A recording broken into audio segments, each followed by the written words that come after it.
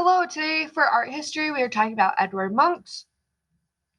So, Munch was a Norwegian painter. His best known work was The Scream. He became very iconic for this artwork. His childhood was really filled and overshadowed with illness and death and dread, and he inherited a lot of mental illness from his family, and so those were really common themes in his artwork. The painting was part of the Freezy of Life series. There was sickness, death, fear, love, and melancholy. Those are very predominant things for Edvard, and so really look for those themes in his paintings. So here is a picture of The Scream. It was done in 1893. There's oil tempera, pastels, crayons on cardboard. So there is a lot of different mediums in this. So there is more than one Scream. There are 4 versions of the Scream. So there are 2 that are pastel, oil pastel, and 2 that are oil paintings. Okay, so for this artwork in 2012, one of the pastel ones sold for over $100 million. So that makes it the 4th highest nominal price paid for a painting at auction. So this is a very famous painting, very, very pricey, and that is just for a pastel version of this. And there are 4 of them. So that should make it less expensive and less people wanting it because it's less rare, but it still sold for $100 million, which is insane. So let's talk a little bit about these 3 paintings. They are kind of a set. He kind of did them as a collection. So it's The Scream, Anxiety, and Despair. These paintings are all about his modern feelings that he was having during this time. He says when he was looking back on these, he remembers walking with a group of his friends and just kind of having this dread come over him. And there was this beautiful red sunset coming on, and really he just kind of had this really melancholy feeling, kind of this dreadful feeling, and these are kind of what inspired the paintings.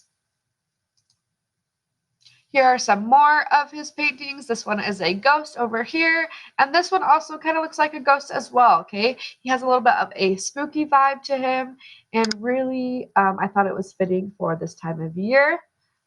Here are some more of his artworks. Very dreadful, very melancholy, kind of has those same themes in his artworks as well.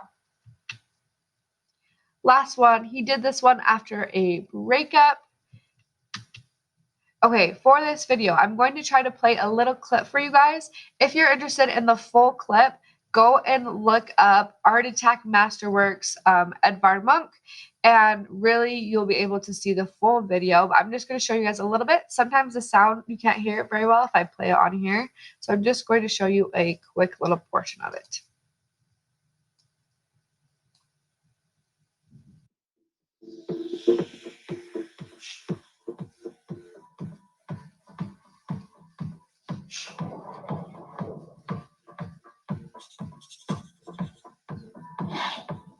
My name is Estella. This is Edvard Munch's The Scream.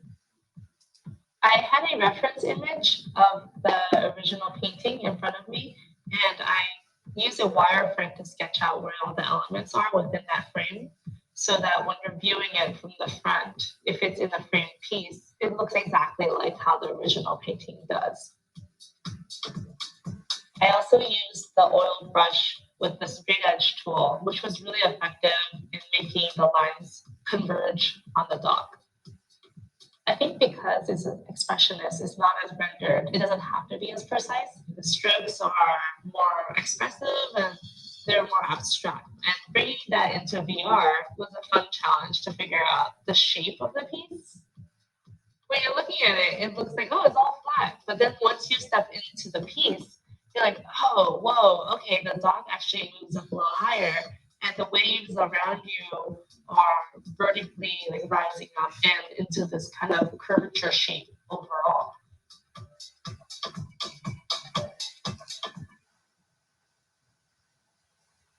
2D image actually being a 3D image. It was incredibly fun to be able to adapt this for VR.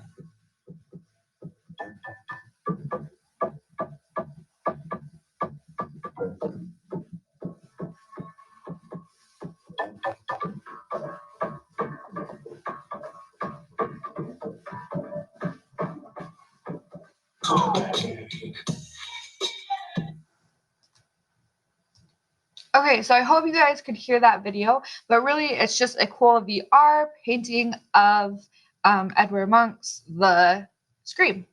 So Edvard Munch had that really long battle with mental illness. He has a really dark history for him, and he actually recovered. So his recovery changed his art forever. After treatment, Munch had a newly restored sense of optimism, resulting in his use of a lighter palette in his work. So using negative space and abundance for the first time, he creates the sun, spring, plowing, and the bathing man. Going as far as how cheerful his titles are now, he really had a better outlook on life. And here's an example, or here is one of his artworks that he kind of changed over his style a lot and had a really brighter, happier feel to them. A lot of artists were inspired by Edvard.